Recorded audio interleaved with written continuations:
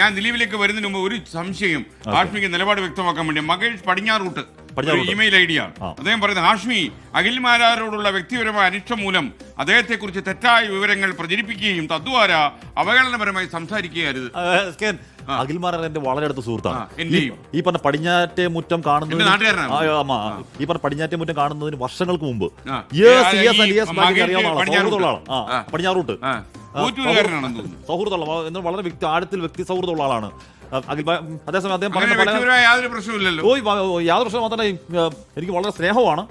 ഞാൻ പറയാൻ കാരണം തന്നെ അഖിൽമാരൻ അത്ര കോൺഫിഡൻസ് പറയുമ്പോഴേക്കും അഖിൽമാർ പണ്ടേ അങ്ങനെ തന്നെയാണ്. കോൺഫിഡൻസ് പറയുമ്പോൾ ഞാൻ പറഞ്ഞു ജയിക്കാൻ പോസിബിലിറ്റി ഇല്ലാത്ത ഒരാൾ ഒലി ഞാൻ ഇത്ര ലക്ഷത്തിൽ ജയിക്കും എന്ന് പറയുമ്പോൾ ഉണ്ടാവുന്ന ഒരു ട്രോൾ അത് അഖിൽമാർക്ക് മനസ്സിലാവും.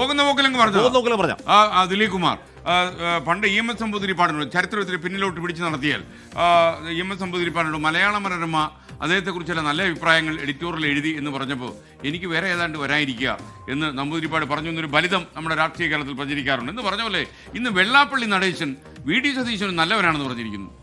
അത് ഈ അധികാരത്തോടെ ചെയ്തായി പോയി അല്ല, ഒരുപക്ഷെ ഈ എക്സിറ്റ് പോളുകളായിരിക്കാം ഒരുപക്ഷെ വെള്ളാപ്പള്ളിയെ മാറ്റി ചിന്തിപ്പിച്ചതെന്നാണ് തോന്നുന്നത്. കാരണം തെരഞ്ഞെടുപ്പിന് മുമ്പ് വെള്ളാപ്പള്ളിയുമായി യുദ്ധം വെള്ളാപ്പള്ളി VD സതീശനുമായി യുദ്ധം പ്രഖ്യാപിച്ചിരുന്നതാണ്. VD സതീശൻ അങ്ങോട്ട് പോയി ആക്രമിക്കുകയൊന്നും ചെയ്തതല്ല. NSSനും SNDPക്കും എതിരെ എടുത്ത നിലപാടുകളൊക്കെ തന്നെ അദ്ദേഹത്തിന്റെ ഒരു പിൻബലം കേരളത്തിൽ കൂട്ടാനും ആളുകൾക്ക് അദ്ദേഹത്തോട് അനുതാപം ഉണ്ടാക്കാനും ഉപകരിച്ചിട്ടുണ്ട്, പ്രത്യേകിച്ച് വടക്കൻ കേരളത്തിൽ.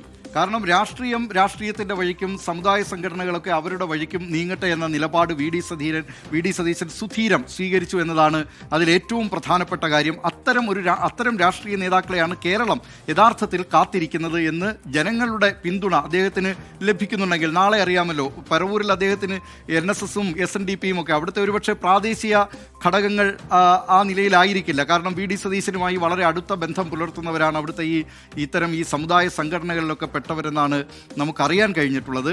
പക്ഷേ ഏതെങ്കിലും തരത്തിൽ അങ്ങനെ SNDPയും NSSും ഒക്കെ പരസ്യമായി ഒരു യുദ്ധം പ്രഖ്യാപിച്ച നേതാവാണ് VD സതീശൻ. ആ എതിർപ്പുകളെയൊക്കെ മറികടന്ന് അദ്ദേഹം ജയിച്ചു വരികയാണെങ്കിൽ അത് കേരളത്തിന് നൽകുന്ന വളരെ വലിയൊരു സന്ദേശമുണ്ട്.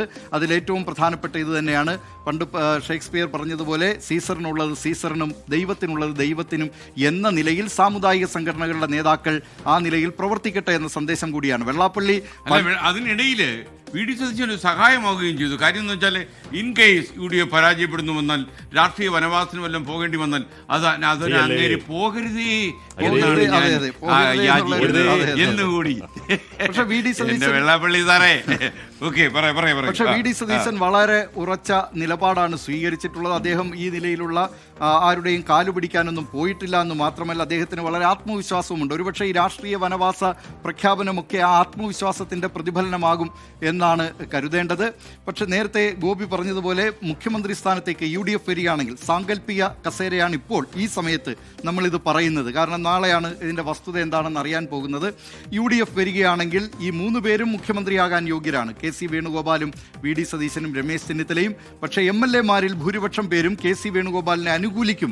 അങ്ങനെ ഒരു തലയെണ്ണമോ മറ്റോ ഹൈക്കമാൻഡ് നടത്തുകയാണെങ്കിൽ ഈ MLA-മാരുടെ തെരഞ്ഞെടുക്കപ്പെടുന്ന MLA-മാരുടെ അഭിപ്രായം ഹൈക്കമാൻഡ് പ്രതിനിധികൾ നിരീക്ഷകർ തേടുകയാണെങ്കിൽ ഒരുപക്ഷെ അത് KCക്ക് അനുകൂലമാകുമെന്ന് KC വേണുഗോപാൽ ക്യാമ്പ് വിശ്വസിക്കുന്നുണ്ട്.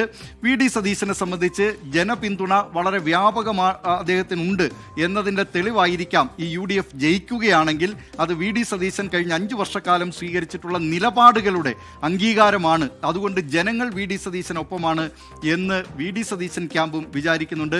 പരിചയസമ്പന്നത, സീനിയോറിറ്റി, ഇതാണ് രമേശ് ചെന്നിത്തല അദ്ദേഹം ഇപ്പോഴും പ്രധാനപ്പെട്ട കാര്യം. അത് ഈ 3 പേരും യോഗ്യരാണ്. പക്ഷെ മന്ത്രിമാരിലേക്ക് വരികയാണെങ്കിൽ അങ്ങനെ ഒരു മന്ത്രിസഭാ രൂപീകരണത്തിലേക്ക് UDF കടക്കുകയാണെങ്കിൽ കോൺഗ്രസിനെ സംബന്ധിച്ച് വിവിധ ഘടകങ്ങൾ കൂടി പരിഗണിക്കേണ്ടതുണ്ട്. പ്രത്യേകിച്ച് സാമുദായിക ഘടകങ്ങൾ കോൺഗ്രസ് പരിഗണിക്കേണ്ടതുണ്ട്. അതിൽ എത്ര പേർ ഓരോ സമുദായത്തിൽ നിന്ന് മന്ത്രിയാകുമെന്നൊക്കെ നേരത്തെ മുൻകാലങ്ങളിൽ അത് കോൺഗ്രസ് സ്വീകരിച്ചിട്ടുള്ള ചില നിലപാടുകളാണ്, ചില നയങ്ങളാണ്. അങ്ങനെ വരികയാണെങ്കിൽ ഇപ്പോൾ മുഖ്യമന്ത്രി ഈ പറഞ്ഞു കേൾക്കുന്ന 3 പേരും നായർ സമുദായക്കാരാണ്. KC വേണുഗോപാലും രമേശ് ചെന്നിത്തലയും VD സതീശനും. അങ്ങനെ വരികയാണെങ്കിൽ നായർ സമുദായത്തിൽ നിന്ന് പിന്നീട് അധികം പേരെ ഈ മന്ത്രിസഭയിൽ ഉൾക്കൊള്ളിക്കാൻ കഴിയും. പല നേതാക്കളും മന്ത്രിക്കുപ്പായം ഇപ്പോഴേ ലക്ഷ്യമിട്ടിരിക്കുന്ന പലരും ആ സമുദായത്തിൽപ്പെട്ടവരാണ്. അപ്പോ അതെ അപ്പൊ അങ്ങനെ ആകാൻ കഴിയുമോ എന്നുള്ള ഒരിതുണ്ട്. ഈഴവ സമുദായത്തിന് UDF കരയോ അതായത് തിരുവഞ്ചൂർ രാധാകൃഷ്ണൻ അങ്ങനെയാണെങ്കിൽ മന്ത്രിസഭയിൽ ഉണ്ടാകും. അല്ല, അതാണ് തിരുവഞ്ചൂർ രാധാകൃഷ്ണൻ അല്ല, അത് എനിക്ക് അല്ല, ആദ്യം മുഖ്യമന്ത്രിയാവട്ടെ. ഇവരുടെയെല്ലാം ഈ കരയോഗ ചീട്ട് അവർക്ക് പ്രശ്നമാവും. അതെ, അല്ല, അങ്ങനെ സ്ക്രാച്ച് പ്രശ്നം അറിയോ? കുറെ കരയോഗക്കാരെ കയറ്റാൻ പറ്റില്ല. ആഭ്യന്തരം അല്ല, സ്ക്രാച്ച് ചർച്ചയുടെ വകുപ്പ് പ്രശ്നം കൈകാര്യം ആദ്യം- ചെയ്ത ആളാണ് തിരുവഞ്ചൂർ. അപ്പൊ അല്ല, അദ്ദേഹം ഇനി ഈ അല്ല, ആദ്യം മന്ത്രിസഭയിൽ മുഖ്യമന്ത്രി അതിൽ- ഉണ്ടാവണ്ടേ? അല്ല, അതല്ല, മുഖ്യമന്ത്രിയുടെ ശേഷം ഈ മന്ത്രി സാമുദായിക ഉണ്ടാവുക. ഘടകങ്ങൾ നോക്കണം. ജയിക്കണം.